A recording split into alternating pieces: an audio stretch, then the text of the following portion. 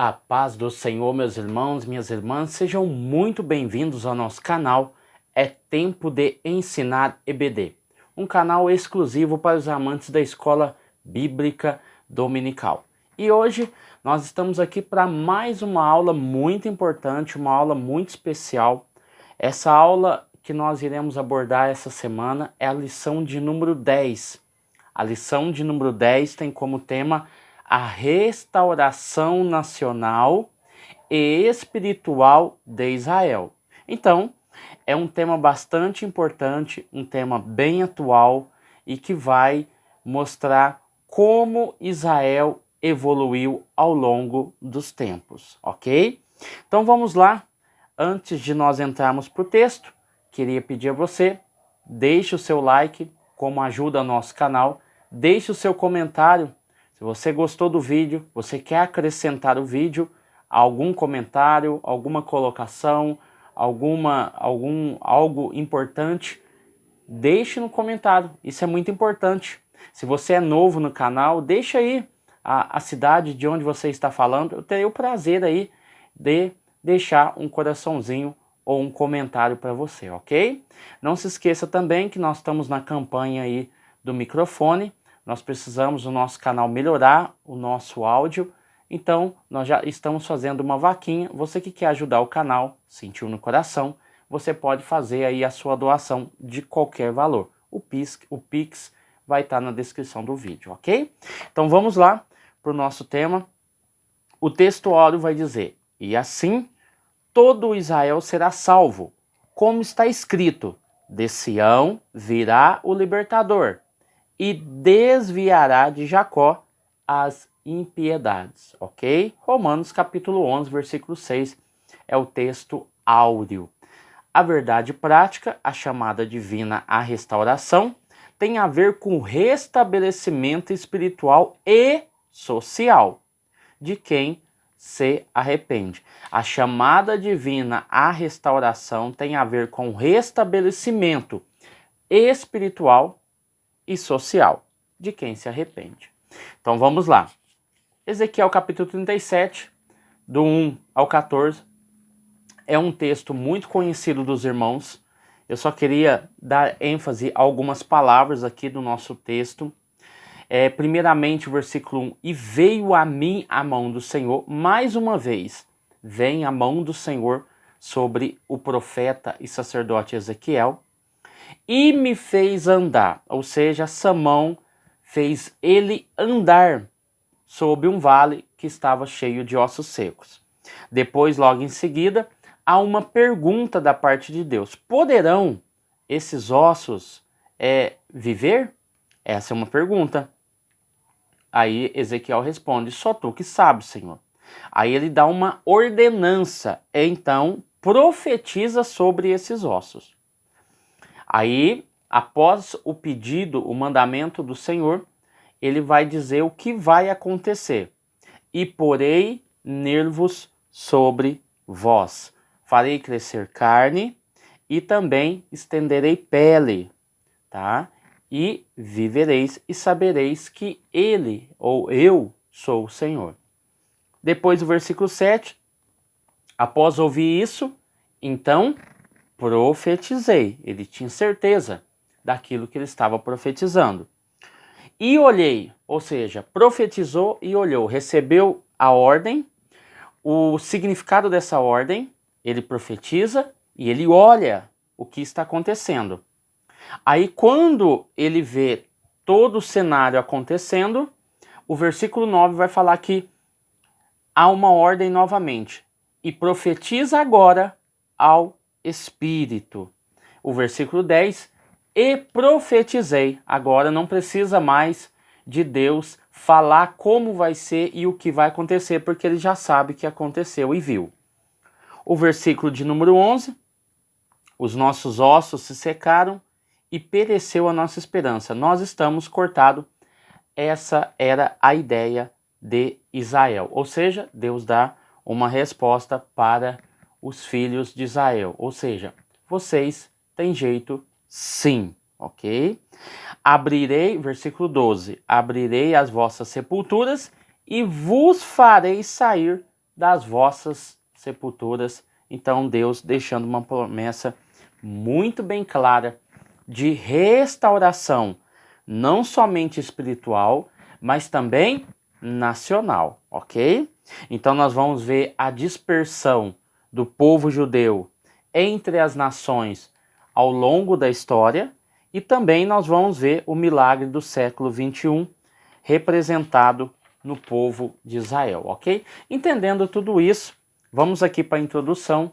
Logo na introdução, o autor já nos deixa bem claro que essa abordagem ao qual nos foi mencionado no capítulo 37 é uma metáfora, uma linguagem metafórica, mas que tem um cunho de importância muito grande, um cunho representativo.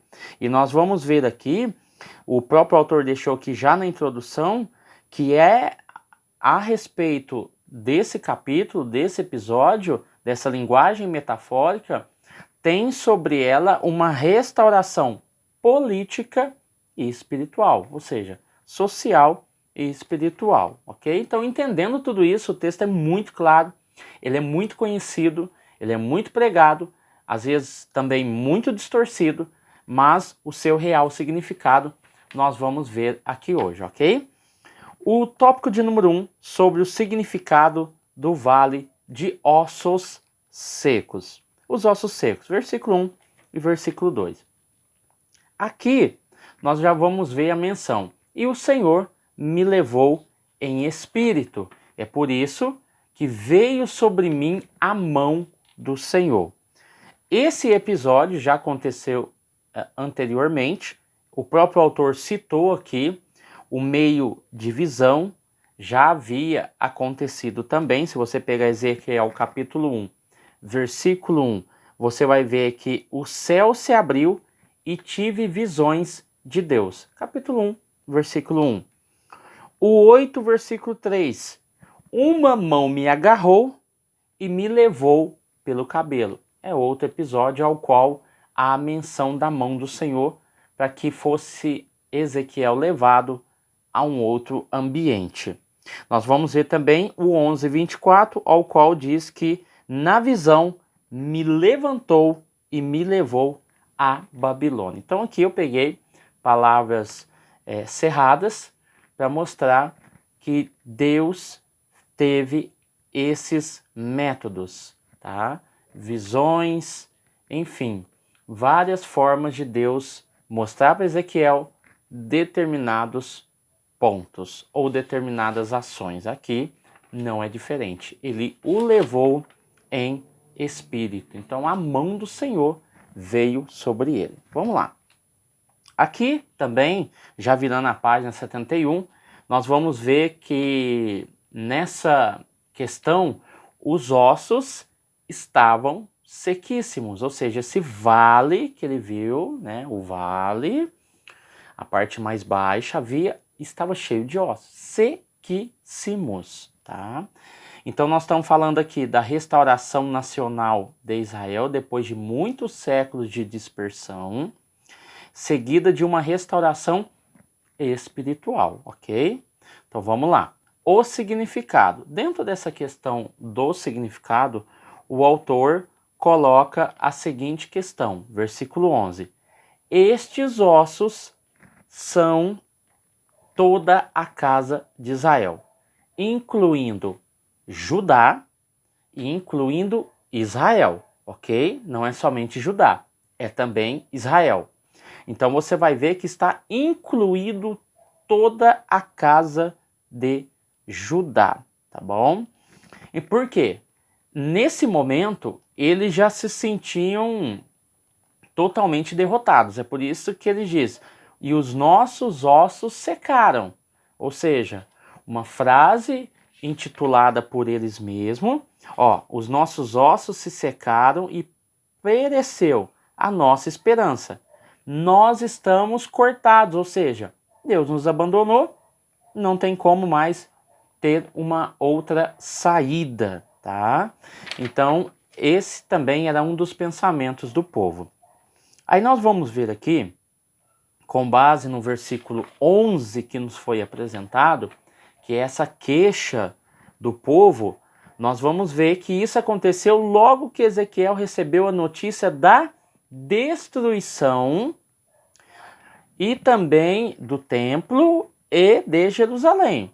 Essa notícia isso aconteceu, essa visão aconteceu logo após ele ter recebido a notícia da destruição do templo e também da cidade, que foi o último estágio, a última invasão babilônica, ok? Então vamos lá. Aqui ele citou 2 Reis, capítulo 25, versículo 10 e 11, aonde especifica que Nebuzaraban, que era o comandante geral da Babilônia, deixou somente, depois de atacar a cidade e também o templo, de queimar o templo, de destruir o templo, ele deixou apenas os trabalhadores da vinha e os trabalhadores da lavoura, ou seja, aquele povo mais simples, mais pobre, ele deixou na terra. Tá? Isso na última invasão ao qual foi destruído o templo. Nós vamos ver aqui também que muitos fugiram para o Egito, né? Após a morte de Gedalias, porque após essa invasão, essa última invasão, eles deixam como comandante, né, desse povo, como um líder, como um presidente dessa nação destruída, Gedalias. E eles se revoltam, né, contra Gedalia, embora Gedalias já tinha falado para eles que se eles se submetessem às ordens da Babilônia, eles estariam tranquilos, que o próprio Gedalias, que foi colocado lá, disse: olha, por mim, vocês podem ficar tranquilos, que os nossos soldados babilônicos, inclusive a mim, como comandante, eu não vou fazer nenhum mal a vocês. Vocês podem ficar tranquilos, mas somente obedeçam às ordens da Babilônia. E o que aconteceu? Eles juntaram um motim e mataram Gedalias. E aquele povo que estava ali, o que eles fizeram?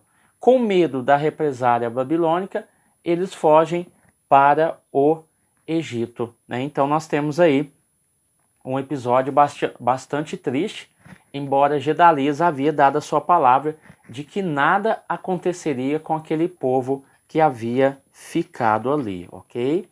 Então vamos lá. O subtópico de número 3, as promessas de Deus. Aqui essa visão serviu para aumentar a esperança do povo. Nós vamos ver também que durante os séculos de perseguição entre as nações na diáspora, tá? A visão vislumbra a restauração nacional e em seguida a espiritual. Então nós temos dois objetivos aqui: restauração nacional e espiritual. Se os irmãos e irmãs que já me acompanham das outras aulas, vai ver que eu deixei bem claro e afirmei através da própria Bíblia também, que Deus ama o seu povo, mas Ele ama a terra ao qual o seu povo amado está. Então Deus não quer ver o povo disperso, longe da sua terra. Tá? Tanto é que quando eles estão na Babilônia, o salmista mesmo diz que eles estão tristes, pendurando as suas harpas no salgueiro, e os estrangeiros perguntam: mas cante-nos um hino. Eles dizem: mas como é que nós vamos cantar, como é que nós vamos nos alegrar estando em terra estrangeira, né? Jeremias, ele é um dos que vai escrever cartas, né, para que o povo trabalhe, cultive, construa casas, porque o tempo de retornar vai chegar. Então nós vamos ver que nesse ambiente de restauração nacional e espiritual, a mensagem de Ezequiel mostra tudo isso. Ezequiel 34, versículo 12, vai dizer o seguinte: e assim buscarei as minhas ovelhas e as farei voltar de todos os lugares por onde andam espalhadas no dia de nuvens e escuridão. Ezequiel 34, 12. Nós vemos aqui capítulos anteriores, né? Uma afirmação do próprio Deus. Ali ele fala sobre os pastores fiéis e infiéis. E ele fala que ele mesmo vai buscar as suas ovelhas. Ele mesmo vai ajuntar aquelas ovelhas que estão espalhadas no dia de nuvens e escuridão, ou seja, naquele período ao qual eles dizem, não tem mais solução, o Senhor nos abandonou. Aí o próprio Deus vai dizer, eu mesmo vou buscar e vou trazer as minhas ovelhas, né? Então nós vamos ver aqui as promessas de Deus se cumprindo na vida do povo de Deus. Ele também citou aqui Jeremias, capítulo 31, versículo 17, ao qual há uma afirmação bem sucinta e bem concreta. Os seus filhos voltarão. Ou seja, se nós temos aí um período de quase 70 anos, aquele que entrou com 20, no máximo teria 90, né? Então, assim, é a segunda geração daquela que entrou no cativeiro babilônico, ou seja, os filhos daqueles que entraram na Babilônia irão voltar para a terra prometida, ok? Vamos lá. O tópico de número 2, sobre a dispersão dos judeus entre as nações, as diásporas de Israel e Judá. É por isso que a restauração é para os dois ambientes. Israel, que havia sido capturado e levado cativo pela Síria, e Judá, que agora está sendo levada e capturada pela Babilônia.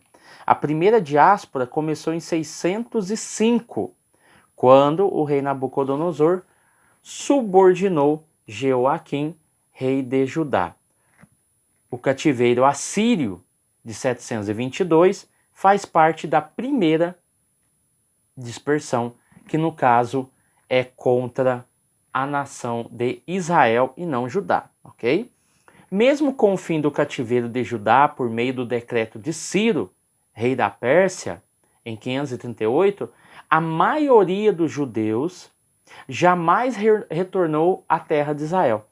Então você vai ver aí um problema muito grande nesse exílio, nesse retorno do exílio. E se nós olharmos para a história, nós vamos ver que uma parte desse povo que estava cativo na Babilônia voltou, tá? Voltou do exílio. Para vocês terem uma noção de como houve um espalhamento de judeus por causa do regime babilônico, na época de Cristo, tá? Havia aproximadamente 1 milhão de judeus que viviam no Egito. Lembra que na época de Gedalias eles fugiram para o Egito por causa do assassinato dele, né? 1 milhão aproximadamente também vivia na Ásia Menor e na Síria, ok? Mais ou menos 1 milhão também vivia na Babilônia. Outro dado é que 100 mil judeus viviam na Itália e na Sicília.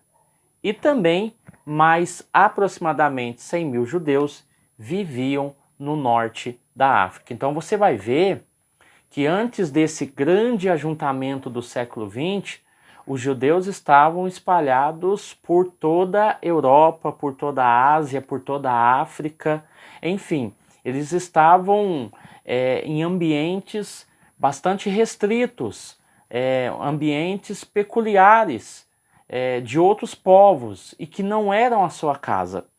Poucos voltaram. Se você pega a soma mais ou menos de todos os que voltaram, dá aproximadamente quase 50 mil judeus que voltaram com o Edito de Ciro. Então não é muito, né? Não é um grupo forte, um grupo que, embora fez muito com pouco, mas na sua grande totalidade eles viveram aí espalhados, e isso nós vamos ver o reflexo deles na Primeira Guerra e na Segunda Guerra, né, quando houve o Holocausto na Europa.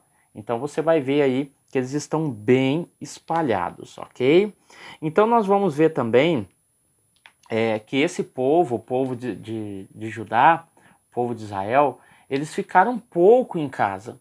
Se nós pegarmos aí, fizermos uma cronologia de quando eles entraram na Terra Prometida e as suas e os seus cativeiros, você vai ver que houve aí o cativeiro egípcio, embora alguns considerem apenas como escravidão, mas é um tipo de cativeiro, tá? Você vai ver aí também a Assíria, que invade Israel, você vai ver a Babilônia, que invade Judá, e você vai ver também na história bíblica vários cativeiros limitados, ou seja, pequenos grupos como filisteus e outros grupos que existiam na época que invadiam cidades e sitiavam aquelas cidades, tanto de Judá quanto de Israel, invadiam elas, sitiavam elas e levavam pessoas dali prisioneiras. Então são cativeiros limitados. Então você vai ver que o povo pouco ficou em casa, né? Levando em consideração esses períodos e a diáspora que aconteceu posteriormente, ok? O subtópico de número 2, renasce Israel.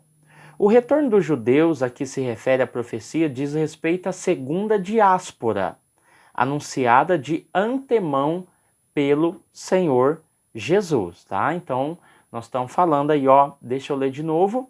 O retorno dos judeus a que se refere a profecia diz respeito à segunda diáspora, anunciada de antemão pelo Senhor Jesus.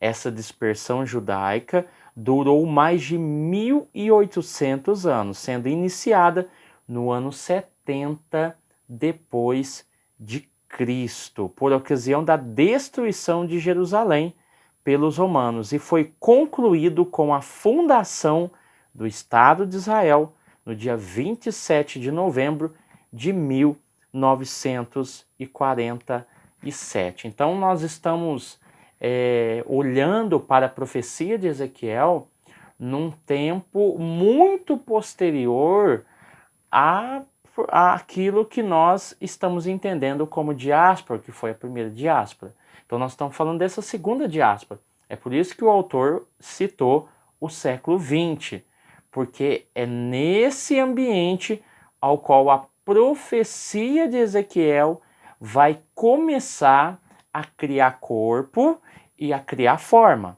ok? Então vamos lá.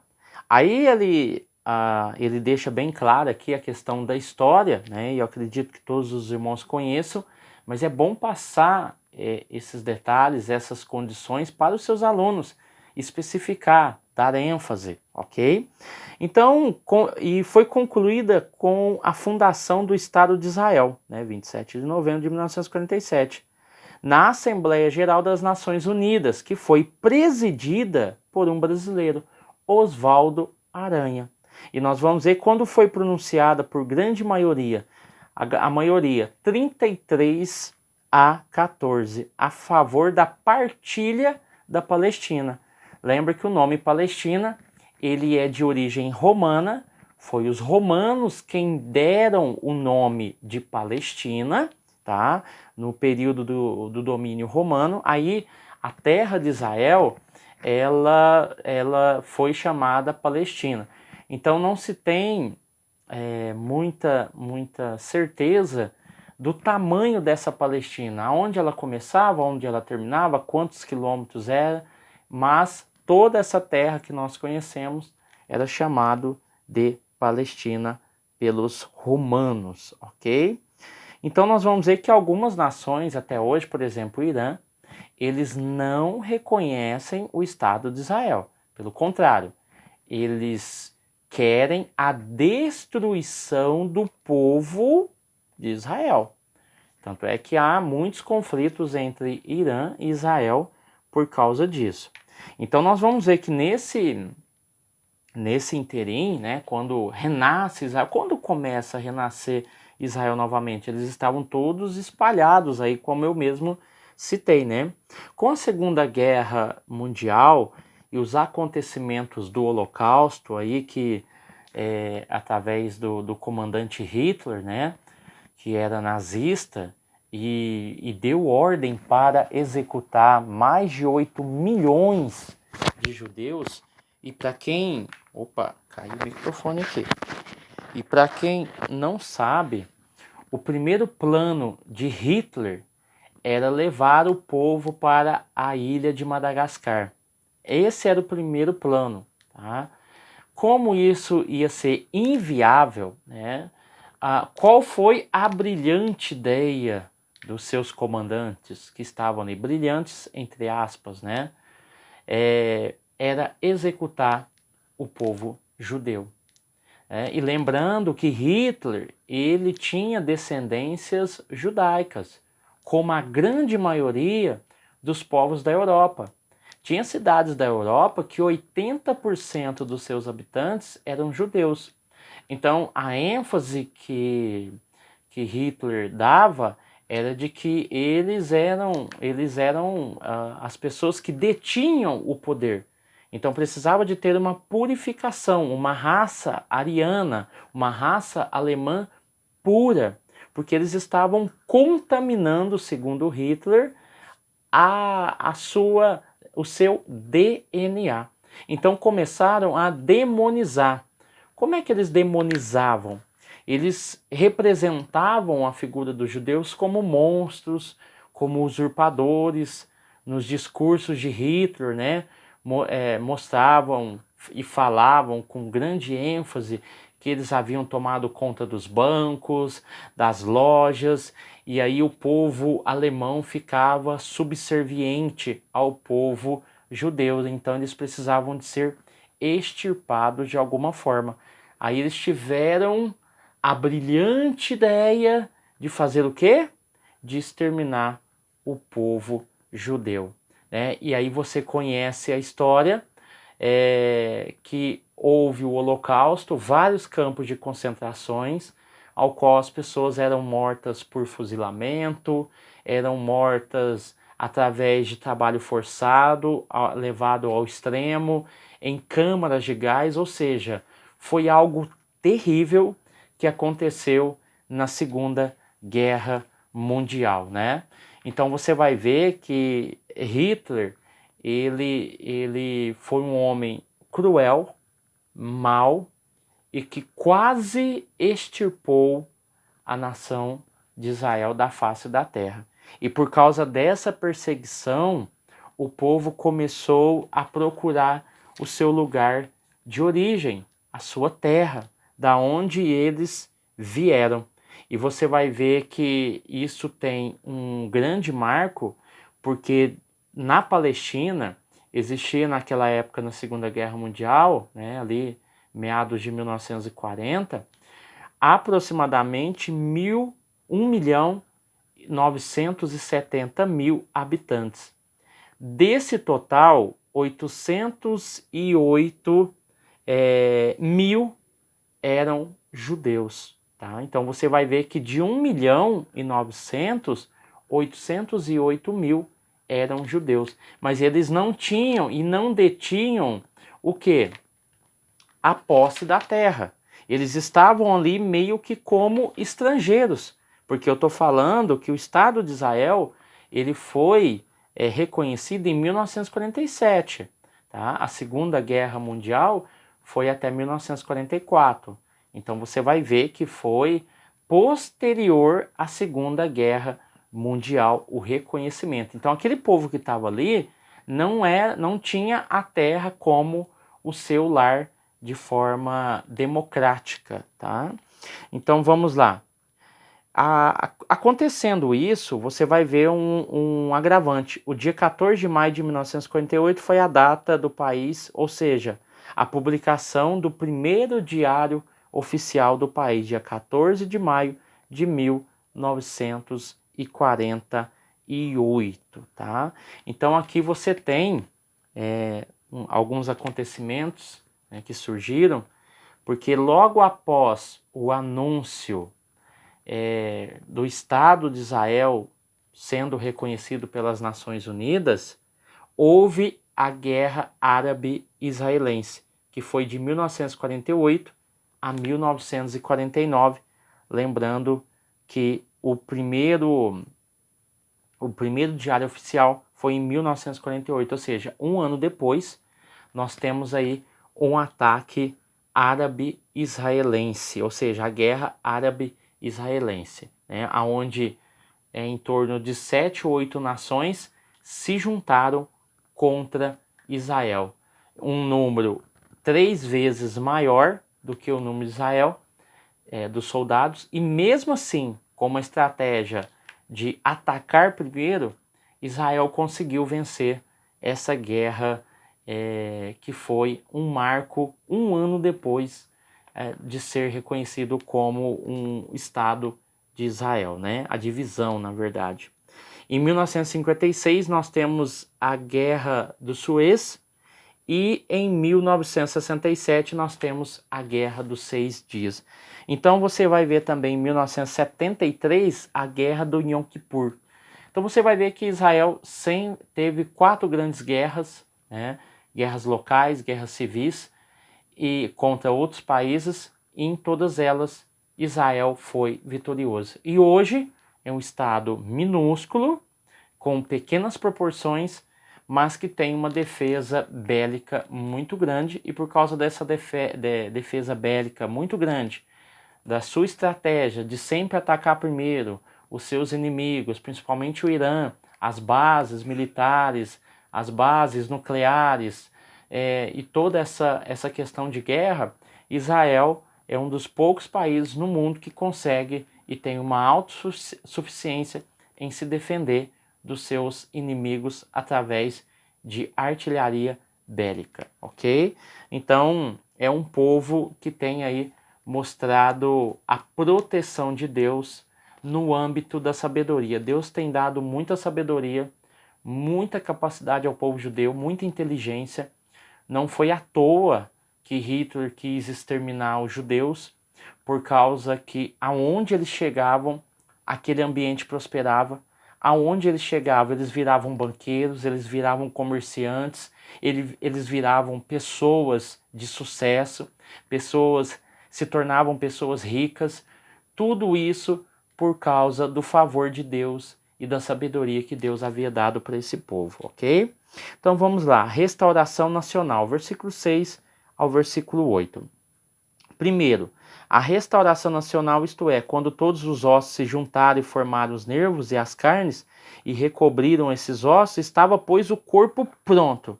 A restauração de Israel em um só dia e depois das dores de parto. Essa profecia é geralmente interpretada, Isaías 66:8, como o sofrimento do povo judeu no período nazista, ao qual nós acabamos de mencionar, ok? Então a nação de Israel ressurge como que do nada e hoje é uma grande potência, ok? O tópico de número 3, sobre o milagre do século 21, do século 20. O testemunho de Deus para o mundo. As potências estrangeiras que levaram os filhos de Israel à diáspora, diz o profeta Jeremias, vão desaparecer da terra. Isso se cumpre hoje, né? Mas não havia neles espírito, diz a palavra profética. É isso que falta hoje em Israel. Tá? Então nós temos aí uma primeira parte dessa profecia sendo cumprida. Ela tem 2 seções. A primeira é política social e a segunda é espiritual. Essa espiritual ainda vai se concretizar. Eles ainda têm um calcanhar de Aquiles, que é o fato deles não reconhecerem Jesus como o Salvador do mundo e como o Messias. E nós vamos ver que eles vão reconhecer isso lá no finalzinho da grande tribulação, quando eles forem perseguidos pelo anticristo. Vão pegar o anticristo, colocar no lugar do Santo dos Santos, e ele vai se revelar, né? Então nós vamos ver que haverá o reconhecimento do povo de Israel, né? Tanto é que os 144 mil são o quê? Judeus, que serão selados, né? Os 144 mil. O status de Jerusalém entre as nações, isso é importante, tá? É muito atual, por isso que ele trabalha com a questão do século 20, né? Vamos lá. As potências estrangeiras pressionam o governo de Israel sobre o status, tá, de Jerusalém. Preste muita atenção, ó. Israel é um Estado soberano desde 1948. O Estado, Israel, o Estado, porque aquilo que nós conhecemos como a Terra Prometida, a Palestina, quando eu falo Palestina, não estou falando das terras que hoje é Israel. As terras que hoje é Israel, nós temos Israel propriamente dito, nós temos a Palestina, a Cisjordânia e a faixa de Gaza. Tá? Nós temos esses 4 ambientes. Cisjordânia, a Palestina, que está incluído na Palestina, a faixa de Gaza e Israel propriamente dito, que está ali no meio. Você pega o mapinha lá, você vai ver tudo isso que eu estou falando. Então, qual que é o status de Jerusalém? Né? Porque a capital hoje, a capital reconhecida é Tel Aviv, né? Ou Tel Aviv, né? Tel Aviv.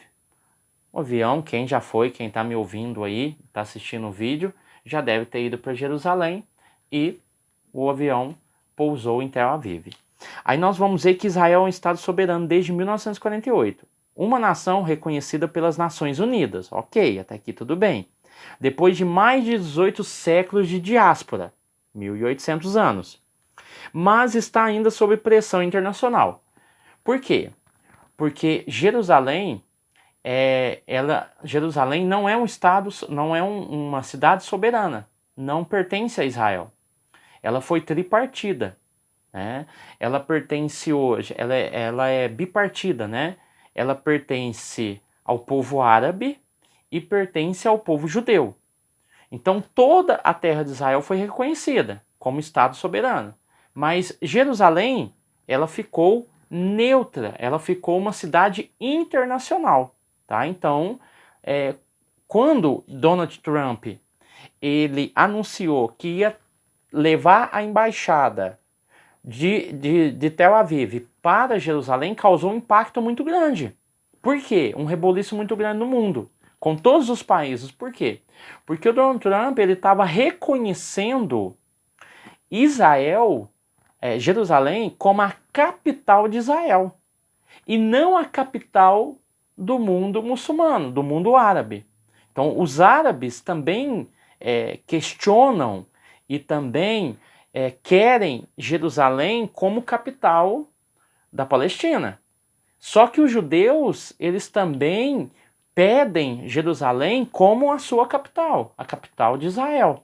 Então há uma briga. Então, quando houve a divisão, quando o Império Britânico saiu das terras de Israel, após o edito,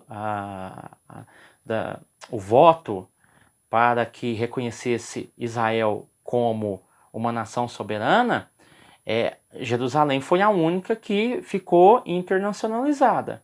Então você vai ver que Donald Trump fez esse pronunciamento em 2018 e ele vai e inaugura. Hoje ela está neutra, ela serve mais como um ambiente, não como como reconhecimento da capital, ou seja, a embaixada ela está lá, mas ela está meio que isolada, meio inércia, porque ali pode surgir muitos conflitos. O povo árabe também quer Jerusalém como capital e o povo judeu também. Então Donald Trump ele faz uma afirmação que na época foi muito questionada pelo mundo, porque ali é um ambiente internacionalizado. Então, assim, ele reafirma Israel como uma nação soberana, colocando Jerusalém como capital. Então é isso que aconteceu e é isso que nós temos que tomar cuidado aí, concernente a essas tensões, né? A restauração espiritual, quando o espírito de graça e de súplica vier sobre os judeus, aí ocorrerá a restauração espiritual, ok? Então aqui nós ficamos aí com mais uma aula. Peço a Deus que Deus venha te abençoar, venha te iluminar, que Deus venha te dar graça e vitória e que você possa passar o melhor conteúdo para os seus alunos, tá bom? Estou à disposição, o meu WhatsApp também está na descrição do vídeo, qualquer coisa entre em contato conosco, quiser aí que nós ministramos na sua igreja, será um prazer te atender. Amém? Deus abençoe em nome de Jesus.